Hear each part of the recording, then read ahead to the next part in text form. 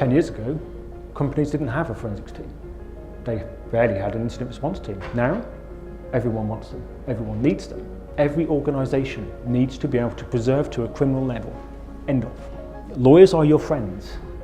They really are your friends, particularly when you're in a company, a large company. Has anyone ever not done what the legal team have said?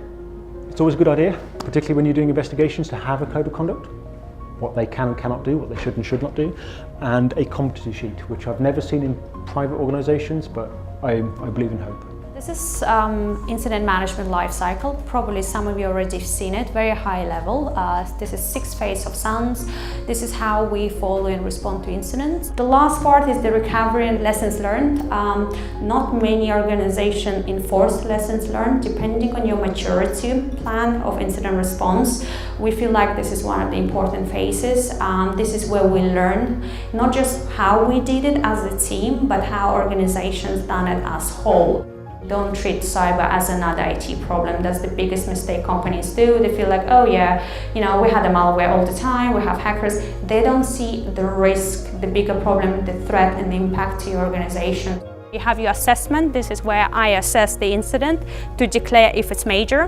One of the biggest mistakes during the major incident people do, they invite a lot of people on a breach. So everyone trying to be a general, everyone has opinion, everyone knows what to do. To avoid this, that's why you need to build a task force. Only dedicated people who know how to manage your major incident will come in. But the first thing that a company should do when they suffer a cyber attack is a really emotive question for loads of different reasons. You could ask 10 people that question and you would get 10 different answers. From my perspective, it's really key that we get all of the right people involved in understanding that, 1, there's an incident going on, 2, what that looks like to the organisation, and 3, what are we going to talk about in relation to that incident. I guess the biggest threat for small to medium-sized enterprises would be the over-reliance on cloud-based software. So the companies tend to believe that that it's protected, even though they're kind of maybe outsourcing it to another company. But it's important to realize where the data is being stored, whether it has the right security to protect their data. The hackers would always attack the weaker links. They don't need to spend a lot of money doing the difficult parts, so humans would probably be the weakest thing that they're going to strike. The other thing that we would see a lot more would be more focused attacks, like we saw with British Airways. We would see a lot of hacking taking place on weekends, as has been the more recent trend. So organizations would have to role play these scenarios, what they would do if this was to materialize, and then try to protect themselves. So what we needed to do was understand what it looked like when it all went very wrong. And it's absolutely critical, if you guys do nothing else, is command and control.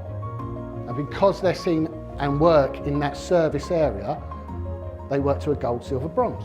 That means one person in charge, lots of other silvers that are technically responsible for the tactics, and bronze, who are the people that were more down here, that are responsible for some of that kill chain.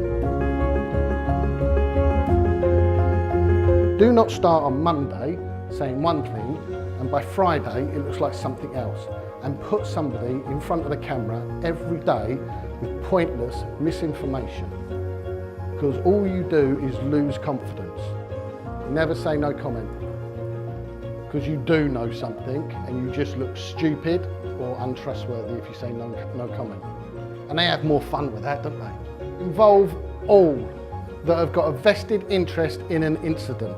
Test, test, test. If you're in command and control, test, test, test. Not just on a desktop, not just in theory, but in real life as well. You see them, you see the police acting it out, all the emergency services is the only way that you pick up on errors. Pick up on those errors earlier, you'll be able to do a better job in incident. Review what others do and what response that gets. Have a look at BA. Have a look at what they're doing. When do they go with their message? See, learn from them.